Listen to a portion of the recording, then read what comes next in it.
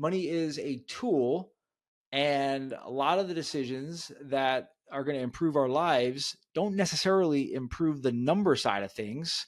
If I go and take a trip with my family, like we have $3,000 less, right? So that's a stupid decision, right? Because I should have as much money as possible, right? But you're an inspiration to our entire organization. Welcome to the Gym Marketing Made Simple podcast. We're going to be talking the done-for-you marketing and sales strategies proven to work with boutique fitness gyms to increase quality lead flow and grow your revenue. Don't try to be a professional marketer and waste tons of money. Let the experts at Lasso do it for you. And now, here are your hosts, Blake Ruff and Sherman Merricks. All right, guys, here we go. Another episode of Gym Marketing Made Simple. Of course, I'm Sherman. Today we have a very special guest, friend of mine, Billy Hofacker. He is going to, guys, we're going to talk about some cool stuff today, mainly money, right? Money's one of those things that people are afraid to talk about, but obviously being gym owners, we have to make money, right? That's one of the biggest things that when I was in gym ownership, I wasn't bashful about it at all. I told my clients, our prices are like this. We do this type of stuff because I have to make money. I have a wife and 3 kids. And if at the end of the day, if I don't make money, I can't feed them. Nothing else matters. So, Billy, thanks for hanging out with us today, buddy. yeah, I'm excited to be here. Hopefully people stayed on after hearing that it's going to be about money. I know everybody likes to learn about, how can I get more clients? And Sherman helps people get more clients, and that's awesome. But yeah, we want to make sure that we're doing the right thing with that money that's coming through our fingers as we service our clients. It's so sad to me to think, imagine, and close your eyes, imagine yourself 5, 10, 15, 20, however many years down the road. And yeah, you help people, you got them fit. That's great. But what if you have nothing to show for it from a financial standpoint? That is sad. That's a travesty. So yeah, we want to help prevent that as much as possible. Yeah, no, I like that, and we're not going to run off on that bunny trail yet, but I tell gyms all the time, right? I'm like, hey, they were like, oh, well, I don't want to, raise my prices because this and that. I'm just like, but we just talked for an hour about how stressed you are, how you're not loving the gym because you can't pay your bills and you don't want to raise your prices. You have to make money, right? Because I always tell everyone, you cannot help other people if you can't help yourself long term, right? It just doesn't work. It just doesn't work. So, Billy, give us a little background. I know you're a longtime gym owner, so let's talk about that because I want the people to know that you've been in the trenches, right? That's important. Yeah, no, I love it, man. I am definitely not one to brag. However, I do feel confident in saying this. I am living proof. I know the same for you, Sherman. I know a little bit about your story, that I did not have, and it's all relative, right? Everybody's got things that were working for them and things that were against them. But in a lot of ways, I started behind. I just came from a lot of ways, a lot of issues from my background growing up without getting too much into it. Didn't have any education around money. Didn't have any money when I started my business. I shared with you yesterday, we've been talking every day because we're like best buds now, but I shared with you recently that when I first started my gym, and I would love to share how I got to this point, but when I first started my gym, I had this probably wouldn't cut it nowadays because this is 15 years ago. I've been a gym owner for 15 years. I actually had people it was $200 a month. You get to train with me in a group, and you had to bring a jump rope and you had to bring your own dumbbells. And that was the model as I started, because I couldn't afford the weights. I had nowhere to put them. I had no racks. I had to do what I had to do. And I would never recommend that now. It worked for me to the point where I built up the business. Eventually I was able to get some equipment. I eventually got my own. I was subleasing at first. Then I got my own space. That space was actually shared. It was a sublease space that was shared with a cheerleading facility. So imagine that. I have clients that are paying me a couple $100 a month, and on the other side of the room, there's like these cheerleaders. And I mean, God bless you if you're a cheerleader or a cheerleader parent. but they were so annoying. They were just constantly screaming, and they're clapping, and we're trying to work out. And so every day I would say to my clients, I say, listen, I appreciate you so much. I said, I know this isn't ideal, but you're riding with me, and it's going to be great. We're going places. And then before you know it, like a few months later, we got our own space. Then we opened up our additional location. And with all of that, I was able to go from where I started with no money, and I had $130,000 in non-mortgage debt. It was my wake-up call. My car got repossessed in 2010 as I was getting ready to go to the gym to train somebody. And that led to me doing this a different way. And I like to say, and I'm sure you've heard this before, is I grew at the speed of cash. And over time, thankfully, it really worked out for us. And we were able to pay off the 130K. It took us 5 years.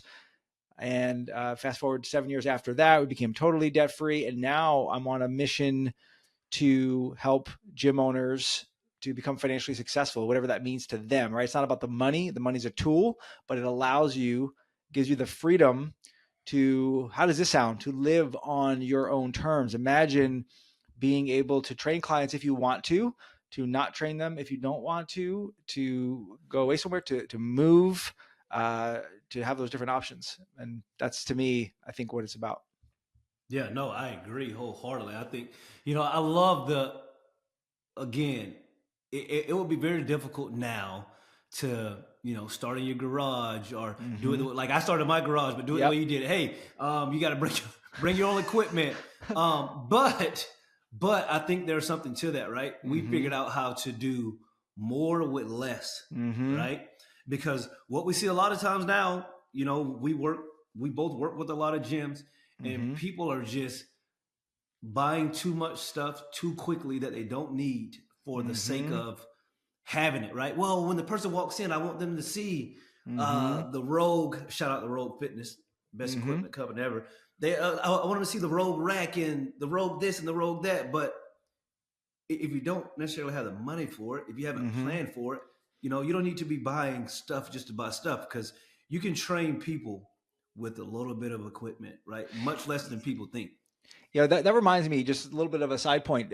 You heard of the hedonic effect? For those of you that haven't heard it, essentially what it is really important to understand from a lot of different standpoints. But essentially, it's like the idea that, like, that new car smell, it kind of fades really quickly. Like it's really cool when you first get it, you sit in it, you enjoy it, but then like 5 minutes later, it's gone, and you don't quite get that same enjoyment. Like, you got a little bit of happiness when you first got it, but then it kind of fades. So what do you have to do? You have to now go and get the next thing. So I need a little bit of a better car, and then that fades. You need a better one. It happens in all areas, right? We need better vacations. We need bigger houses.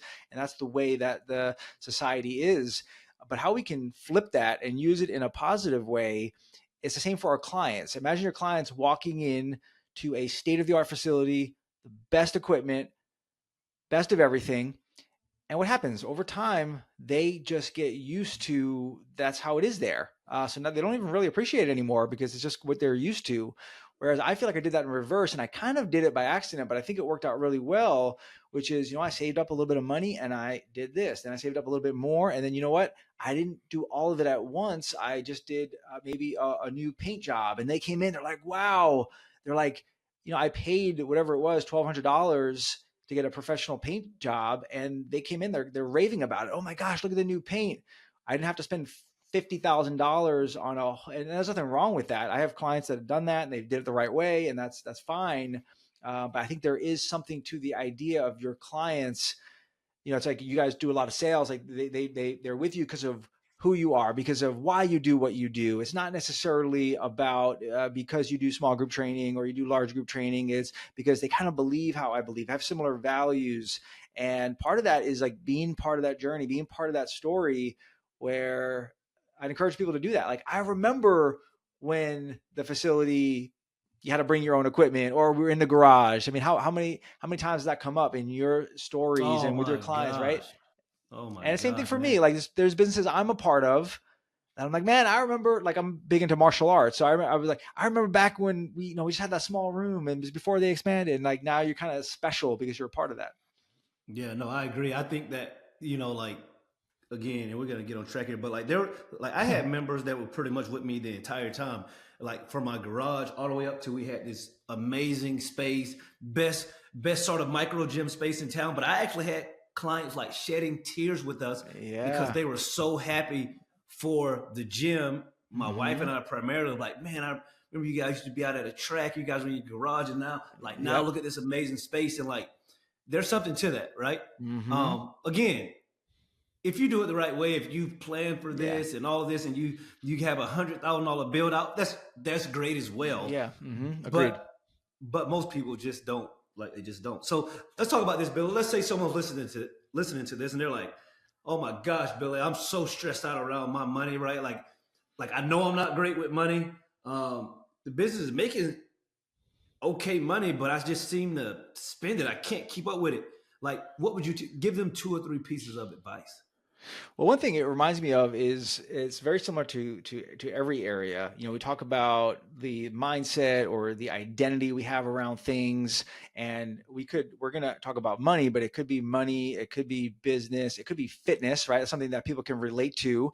Is what would you say, like, to that person that's asking that? I might say, well, what would you say? This is like my easy way out, Sherman. It'd be like, what would you say to the client that said to you, like, I'm so overwhelmed, like I got to figure out about protein and carbs, and I got to figure out about how do I get my workout in, and I'm busy, and how do I do all this stuff? Well, if you're a good trainer or coach, you probably would really break it down for them, chunk it down. You'd create a vision of where do you want to be. Well, Mrs. Jones, like, where would you like to be when it comes to your fitness? Oh, well, I would like to lose 20 pounds, and I would like to have more energy, and I'd like to be able to do this and that. Well, it's the same thing with your finances. If you don't know where you're going, it's going to be hard to get there. So let's first establish where we want to go. So now all we need to do is close that gap from where we are now to where we want to be. And then how do we create that identity? Like, how do we become a gym owner that is good with money? So I encourage you, as you're listening here, ask yourself, how do you see yourself around money? And chances are, if you're like most people, you don't see yourself as somebody who's a really good steward or somebody who's really good with their finances. And guess what? Here's the good news. You're fortunate that you're hearing this podcast, because you can change that today. Before today is over, you can become the person who feels like they're good with money. How do you do that? Well, here's a question. What would that person do? For you to become the person you want to be, you have to act how that person would act. So what would the ideal version of you do in this situation? Would they spend a whole bunch of money they didn't have? Probably not. They would probably be more disciplined than that. They would probably have a plan, have a budget. They would probably track their spending. So I would suggest working on that identity. And the way to do that is by making a decision based on who it is that you want to become. I think that, and I asked for like 3 things, but I think creating some clarity around where you want to go. Because I think a lot of people are just like, I just want more clients. But like, what are they really saying? Like, really ask yourself that. Like, if you're that person that's like, I just need 5 more clients, there's nothing wrong with 5 more clients. But I would encourage you to say to yourself, like, why? Because I want to make more money. Okay, why do you want to make more money? Because I don't want to work so much. You know, you keep doing that, right? Like, why do I not want to work so much? I want to be with my family. Okay, bingo. We got a good answer now. Now we could start reverse engineering that. And how do we get there? Is 5 clients the only way to get there? Like, it might be a way to get there, but what about reprioritizing your spending so that you have a little bit more money? What about cutting some unnecessary costs that aren't serving you, that aren't serving your clients, that aren't helping you grow? What about, like you alluded to before, maybe raising your prices? Now you can get the same financial reward with less effort. And I mean, so there's lots of ways to look at that. But I think until we know where we want to go and why we want to go there, and I don't want to come on here like acting like a know-it-all, because it's not easy. Sometimes, like, I do the same thing, right? Like, oh, I just want more money. And it's like, why do I want more money? Like, why do I want a certain amount in retirement even? Like, is that what I need? Or is that just like a number that I'm randomly choosing? I think it's worth it to spend some time thinking about where you want to go, why you want to get there, and then breaking it down to small chunks, improving your identity, how you see yourself around money by taking that action today. Your clients start seeing themselves as somebody who work out, who the work they work out because they work out with you, right? So they start changing that identity. It's the same thing. Yeah, no, I like that. I like that a lot because I believe that that's one of the big issues that money is sort of taboo, right? Like some people talk about it often, some people don't. They will talk about it openly, but like you have to know your why, right? Like we all know that, but you have to know your why around your money as well, right? And your why has to be powerful enough to get you to where you want to be. Because just like fitness, like if you're not born independently wealthy, right? Some people are. That's great. I wasn't. It is going to be a battle to get to where you want to be. That's when you can have a victory because you have to battle, right? Same thing with fitness. If you're trying to lose weight, like it is going to be a battle to lose weight. You're not gonna wake up one day and be like, I've gone to the gym for 2 weeks, bro. I lost those 20 pounds, 6-pack popping. Yeah, that is such a good point. So Sherman, let me ask you, it's kind of like a softball question for the listeners, but you're in good shape, right? Yes. Okay. Was it always like spot on perfect? Did you always have the wake up, want to work out, get the best workout ever, always be totally dialed in with your nutrition? Like, how was that for you over all the years? No, I think, over the years, it was sort of a gradual process, right? Then it would ebb and flow. And then at times I would fall off the wagon for whatever reason. But then for me, my why was always, I'm not that PC. I don't want to get old and fat. Yeah. Point blank.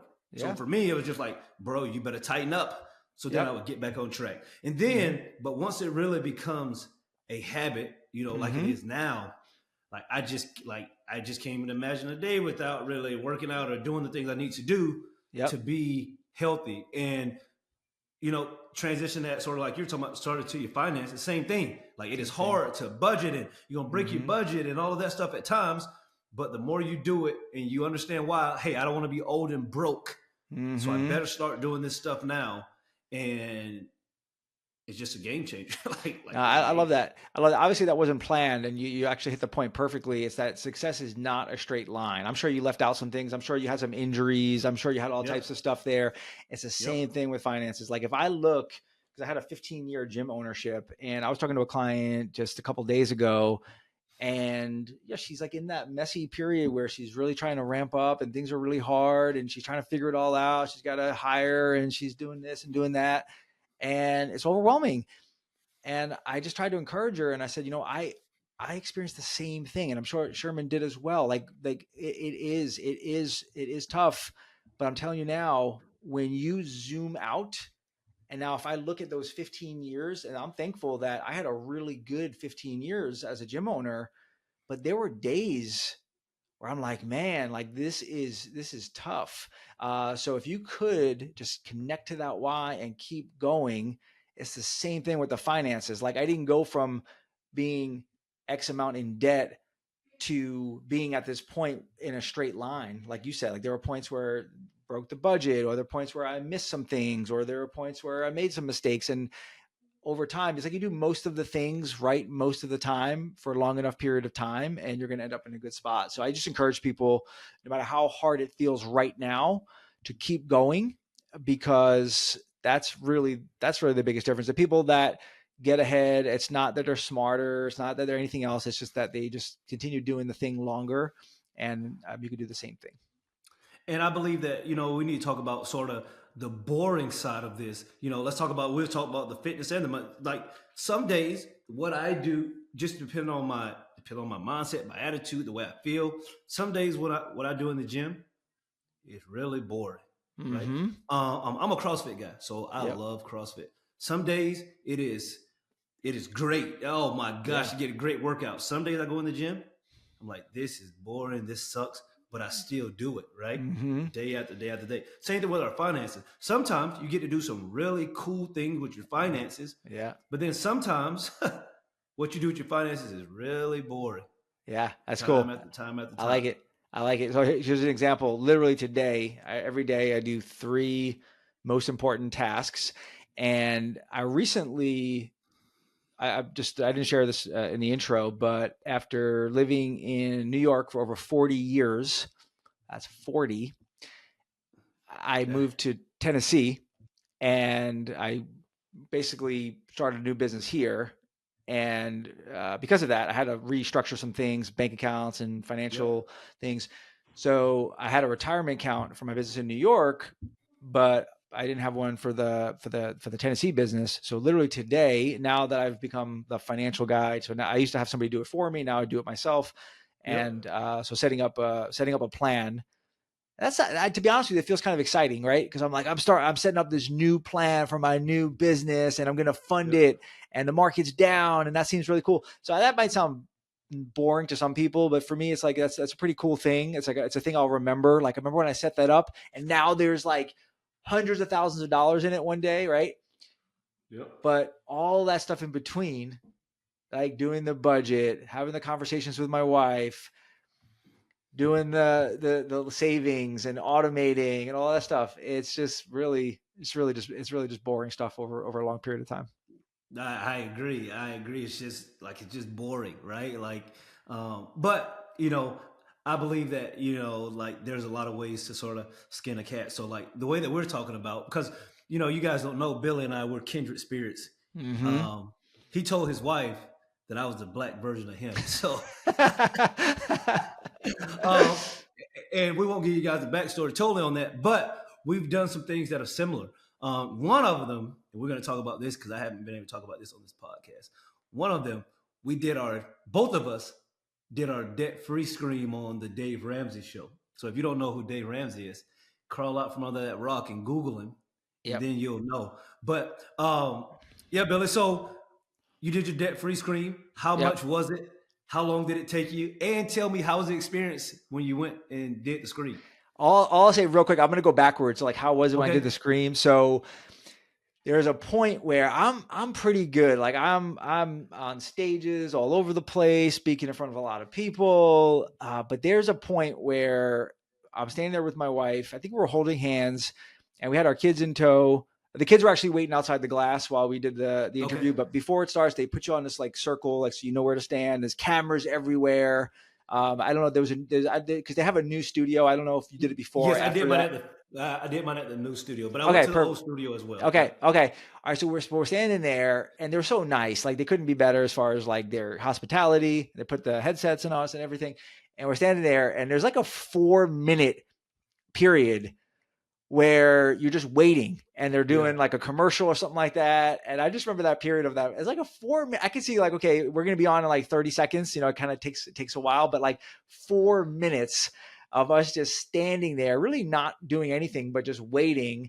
And you're about to be on this live show with millions of listeners. I mean, it's such a highly rated show, all over, syndicated everywhere. And there we go. So I would say that was super nerve-wracking, that 4-minute period. But overall, it was an experience that I will never forget. It's something that I think is a turning point for my family. My kids will never forget it. We all did our scream together. I could even share the link in the show notes if you want. People want to check that out. But what led up to that goes all the way back to 2010. I'm getting ready for work, and I get a knock on the door, and it's the repo guy. And I never in a million years thought that could happen to me. I never even knew about a car being repossessed. I didn't know it was a thing.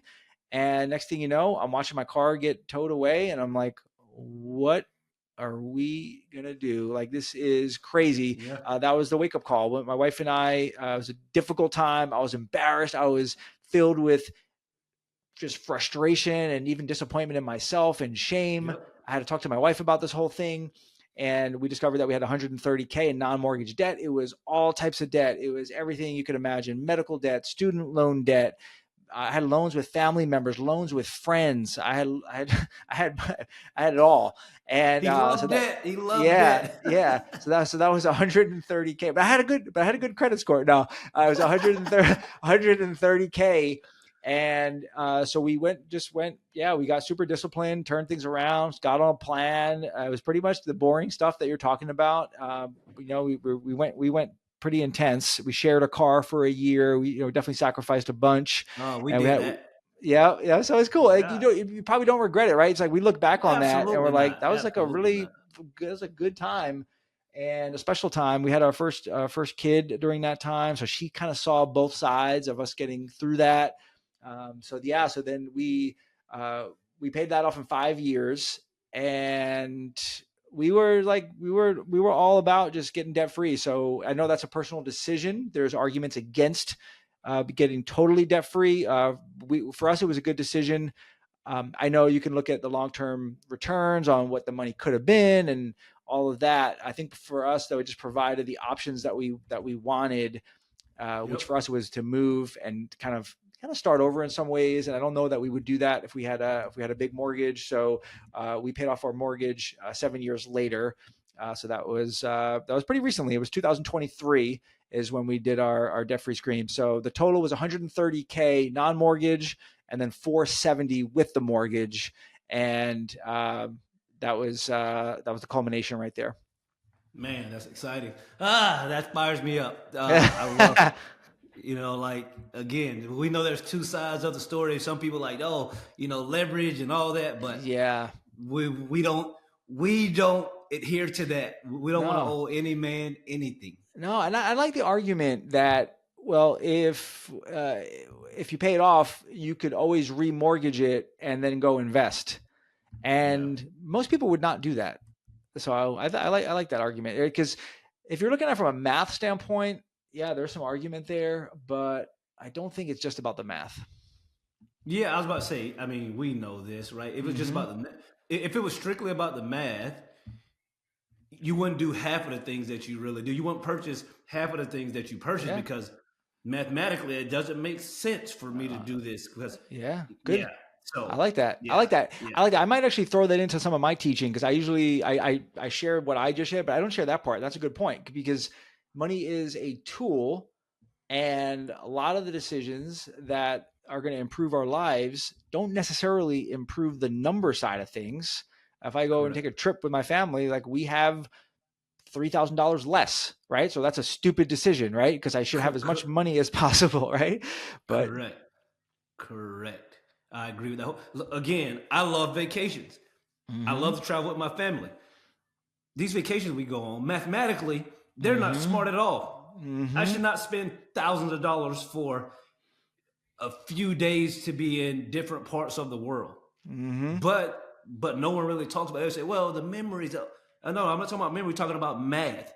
Mathematically, that is not a good use of my money. I like it. Yeah. So yeah. No, that's good. So Billy, I want to start wrapping up. Yep. I know you have a book. Yes. Let's talk about the book a little bit. What's the title of it? And Billy's going to be generous. He's going to, I'll let you talk about it. Yeah, sure. Absolutely. So this book was written during an important period of time for us. It's called Fitness Profits, A Simple Plan for Achieving Financial Freedom. This book was written about summer of 2020. Does everybody remember what they were doing at that point? Well, for me, I was not allowed to go to my gym. My gym was shut down because of COVID-19, and they told me that I was not allowed to go into my gym by myself. I couldn't even be there by myself. That was New York. Yeah.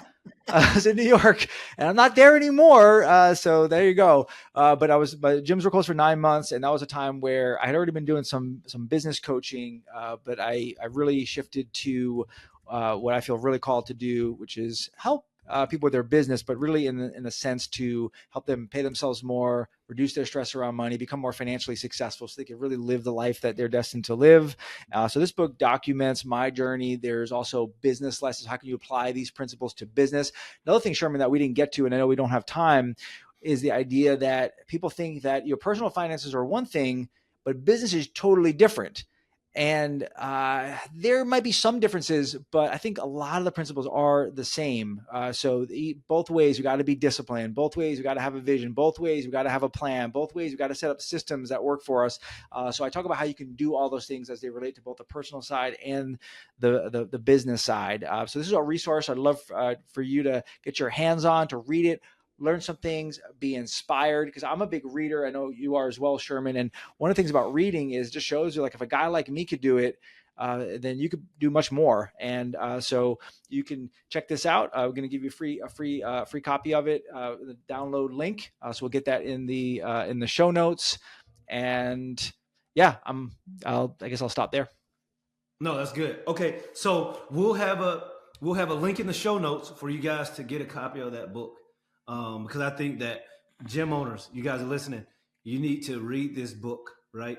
If you're having any type of issue with your money, you're not making the money you make, you want to just have a better financial outlook, this book is made specifically for you. So make sure you check that out. Billy, also, how can people get in contact with you? If someone listening to this be like, this guy, Billy, he's amazing. I want to work with him. How do they get in contact with you? Yeah, that'd be awesome. I would love to connect because I work with people that are kind of in tough spots like I was, but I also work with some people that are really far along and they're looking to scale and grow and all that in between. So I can kind of help guide you into what might be best.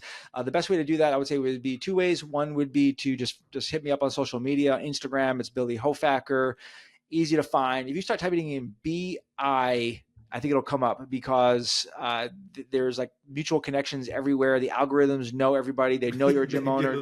They know that I serve gym owners. It's amazing. I've been with people and I've seen them do it. They're like, what's your name? I'm like, Billy. They're like, B. I'm like, that's me. I'm like, how many names are there with B? So that would be a great way to connect. I got the podcast, which I was fortunate enough to have Sherman Merricks come on as a guest. So you can check that out, called Your Fitness Money Coach. And then lastly, if you really want to sort of explore some good options, you could do a Q&A call, which is just a very non-intimidating call where we get on, you share a little bit about what you have going on, and I give you some thoughts on how I can either help you or point you in the right direction. I'd be honored to do any of that. All right. That is awesome. So guys, Billy has told you, make sure you check out the show notes.